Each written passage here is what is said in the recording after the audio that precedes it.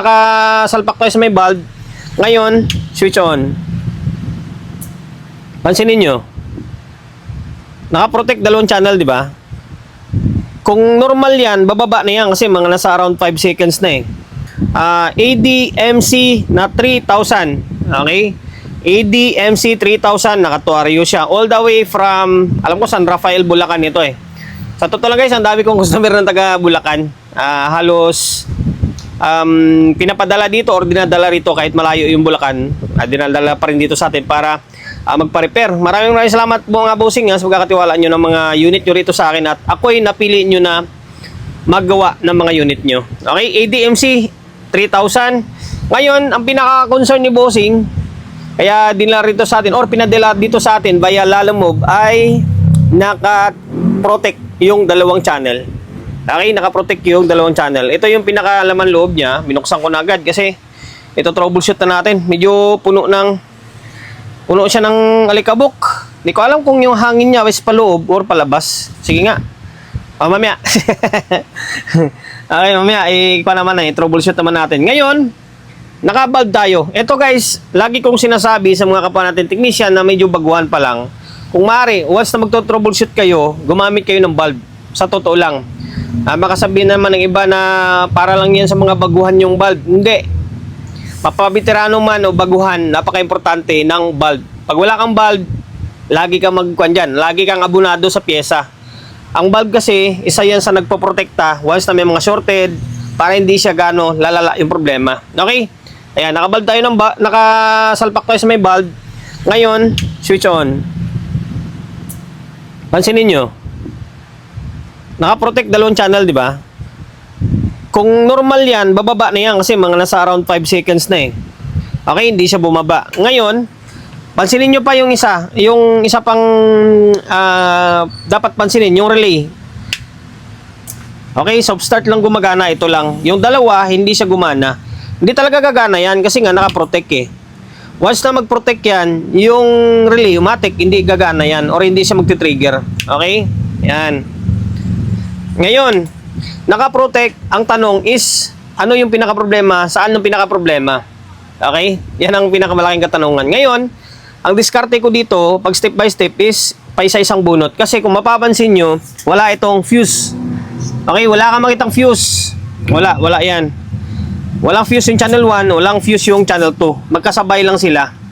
Okay, kaya once na may shorted dito sa may channel 1 or may shorted dito sa channel 2, damay-damay sila. Okay? Sabi natin may shorted dito sa may channel 1. Pati yung channel 2, magpo-protect yan. Okay, same din, vice versa. Kung may shorted dito, yung channel 1, magpo-protect din. Okay? Ngayon, para malaman natin kung saan channel lang may problema, bunot tayo ng pinaka-main supply. Okay, ito yung pinaka-main supply niya. Bunutin natin to. Matigas pa. Hindi pa nakatikim ng repair siguro to. Ayan, ito yung supply ng channel 1, ito yung supply ng channel 2. Ngayon, switch on natin. Okay, pansinin natin kung magno-normal siya. Okay, nag-normal siya, di ba? Meaning, yung channel 1 ang may pinaka-problema. Yung channel 2, maaring good yan. Ulitin natin. Isa, soft start. Okay, nag-trigger yung dalawang relay. Ngayon, sukat tayo ng biasing. Yan, tingnan natin kung may bias ito. Okay. Sukat tayo. Yan. Para malaman natin kung good yung channel 2 or either may problema din or sira din. Okay? Tingnan natin Sana good.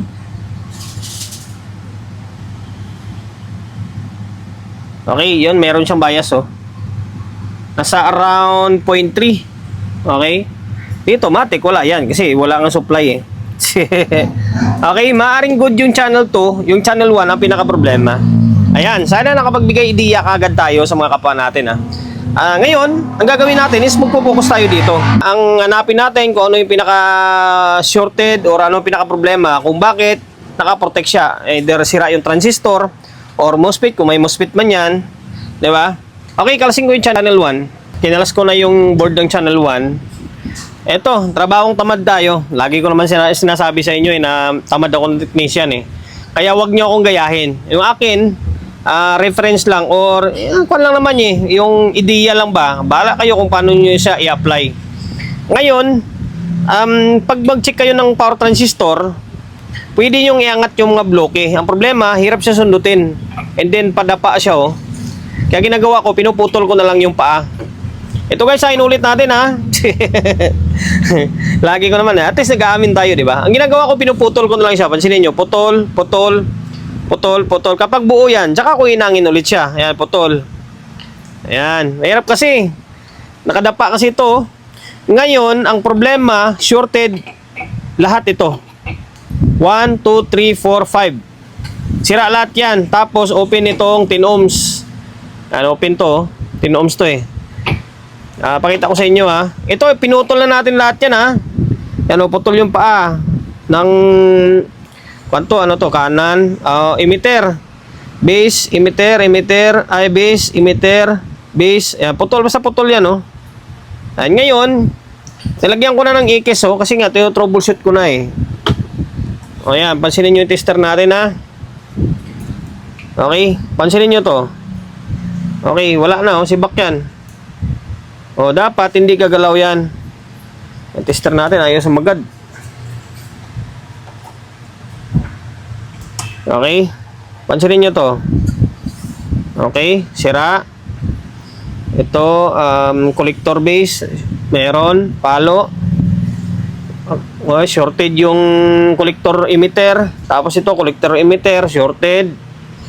Tapos, collector base, meron. Dapat hindi papalo mga yan. O, dito pa lang sa may emitter collector, oh. Short, no? Ayan, ito, emitter collector, short din. Nakaputol na yung kanya na. O, putol na yung paa niya, no? Putol, oh, putol. O, di nang kadugtong yan, no? Ayan, kay ikis. Sira to. 1, 2, 3, 4, 5. Ngayon, yung isa pa ay short ito. Ay, short tuloy. Open itong 10 ohms. Ito. Yan, ito 10 ohms to. Yung sunog, oh. Ito yung isa, buo. Buo tong isa, eh. O, yan, buo siya, oh. Okay? Ngayon, ang gagawin mo dyan is tanggalin mo lang itong mga shorted na output. Tapos, check itong mga bloke. Pero tingin ko, yung mga bloke na to is buo ito. Kaya nag-short doon. Kaya nagka-protect siya. Tapos, siyempre, mga drive, check mo yan.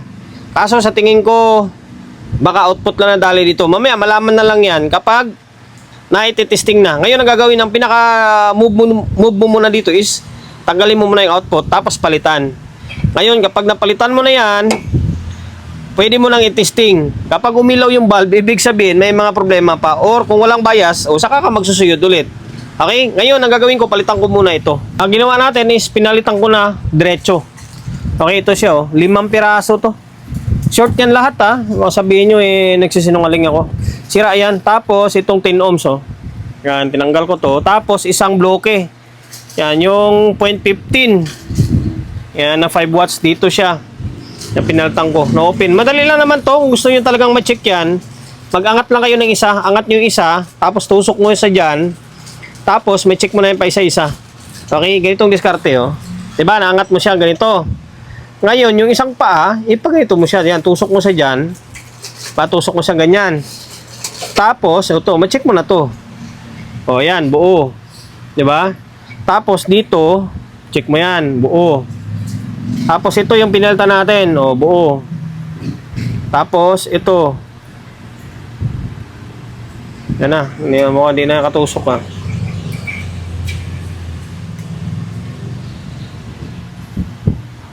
Mukhang sira itong isa. Ito, mukhang sira pa pala ito. Dalawa pala. Ito, buo to. Okay? Mukhang sira. Dalawa, ito to. Balta natin to. Ano to? 0.15. Okay, ito.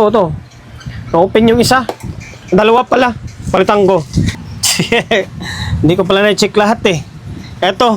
Balta natin. Wala tayong ganito na, oh. Yung dalawa na to, yung patayo na lang yung nalagay natin. Okay, diskarte lang yan. Importante makuan siya, mapalitan. Okay, itong isa is good to. Na-check ko naman na kanina eh. Okay, ngayon, ito, check nyo to ah. Minsan nasisira din to dito eh. Although, na-check ko, okay naman. Pati itong drive dito, sa dulo, na-check ko naman, buo naman. Pati ito, buo rin naman. Ngayon, pwede natin balik to. Baka mamaya output lang yung sira, and then ito lang. Ito platinum sa, pinaltan ko to. Papapansin nyo, parang may dikit ng rugby. Galing ito sa may board ng mga, yun, scrap natin yan, no? Kumuha lang tayo. 2 watts na 10 ohms. Okay, 10 ohms yun. Okay, pares lang. Ngayon, pwede natin salpak to. Pwede natin testing kung wala ng problema. Sana yun lang ang pinaka-problema niya. Okay? Ngayon, mahirap. Ibalik ko muna. Okay, bali ito. Naibalik na natin yung board. Nandun sa ilalim yung napunta sa ilalim yung board. Yung side ng board na pinalitan natin ng mga parts or transistor. Ano sa ilalim siya? Dito sa taas. Hindi sa napunta sa taas. Okay, ngayon, kapag may shorted yan, iilaw yung bulb natin. Or kung may problema man yan, uusok yan. Tingnan natin. Okay? O natin. O yan nga, mayroon, Okay, may problema pa nga yata. Okay, yan sinasabi ko, yan Okay, double check natin. Alam ko na kung bakit umilaw yung bulb. Nahalo pala yung C5200, Nahalo ko, pansinin nyo, diba? C5200 A1943 dapat lahat. Kaya yan sinasabi ko na yun ang kagandahan ng may bulb. Kung wala kang bulb nun, sibak na yun. Lalong dadami yung sira. Okay? Yan lang Tatanggalin ko lang yan, tapos palitan natin. Pambira na yan. Palitan na natin Yan, A1943 na lahat yan. Okay? Ngayon, balik natin ulit. Okay, bali, eto. Naibalik na natin yung board. Napunta dun sa ilalim yung side na ni-repair natin or pinalitan natin ang output. Napunta din sa ilalim. Okay lang. Ngayon, ulit. Ayan, normal na siya, Kaya, gumamit kayo ng bulb. Tandaan nyo yan. Okay, nag-normal na siya, naka-normal mode na. Ngayon, sukat tayo ng biasing, syempre. Sukat tayo na. Uy, disgrasya pa. Okay, dito. Baliktad. Bira lang ako magsalang ng unang salang na good sa pulagad yung test prod, Yan ang disadvantage ng yung analog. Okay, ayan nasa 0.26, nasa around 0.3 yan kapag nasa digital. Okay, dito, kailangan pantay. Yun sapul na sapul, Diba? Okay na. Ngayon, lagyan natin ng lagyan natin ng output to or speaker. Yan ang mga nadali nyo. Yan, tapos isang 10 ohms. Dami, ito pala yung ilan ba piraso yung pinalitan natin kanina? Bali 6 na piraso, Grabe, dami pala. 6 na piraso. Tapos 4 na bloke, isang 10 ohms. Ito, yan lang yung dali. Ngayon, lagay tayo ng speaker. Naglagay na tayo ng speaker. Mamaya na lang natin linisan to in case na magkaroon na ng audio para hindi na umaba yung video natin. Ayan, naglagay tayo ng 2 speaker. Okay, 2 input. Ngayon, switch on.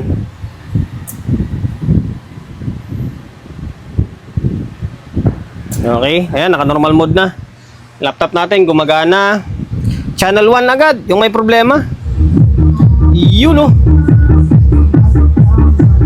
nagki-clip kasi naka-bulb tayo.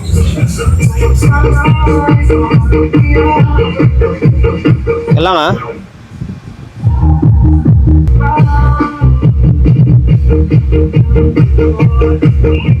Parang wala naman. Baka parang sa control lang.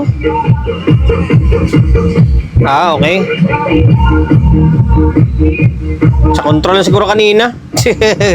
Wala naman, Okay, wala na, normal na. Kinabahan naman ako. Pagpalitin natin yung speaker. Okay, pagpalitin natin. Kailangan hindi siya mag-clip, syempre. Okay. Ito. Ayan, wala na, Okay, ito. Okay. Ngayon, ito 20 natin. Tignan natin kung ano mangyari. Ito 20 natin. Teka lang ha.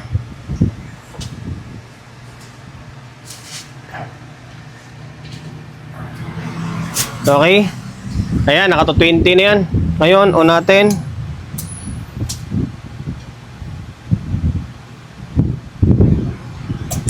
Okay. Yan, naka full volume na yan.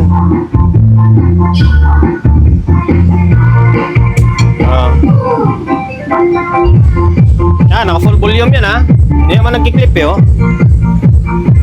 Okay. Nasa control siguro kanina. Kaya matagal siguro na-stuck ito, ano man. Kaya pag pinipihit mo, sumasagarak yung dating niya. Ayan oh. Ato 20 na yan.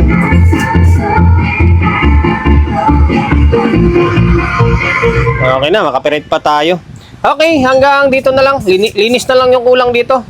Sir ng taga San Rafael, Bulacan. Bali, okay na itong ADMC na 3,000 mo. Maraming salamat sa pagkakatiwala mo ng unit mo rito sa akin. And then, at the same time, sana nakapagbigay idea tayo sa mga kapwa natin technician na bago-baguhan lang siyempre kung paano mag-repair ng itong klaseng unit. ADMC na 3,000 naka-protect. Okay, and then dahil umabot ka sa part ng video natin na ito at hindi ka pa rin nakapag-subscribe yan ha, paki-subscribe ng YouTube channel natin ha, pindutin mo yung bell button sa gilid, select mo yung all. Ayan, kapag napindot mo na yan, notified ka kapag meron tayong bagong upload na video. Nag-upload tayo ng video isang beses, dalawang beses kada araw. Okay, God bless and then peace atin lahat.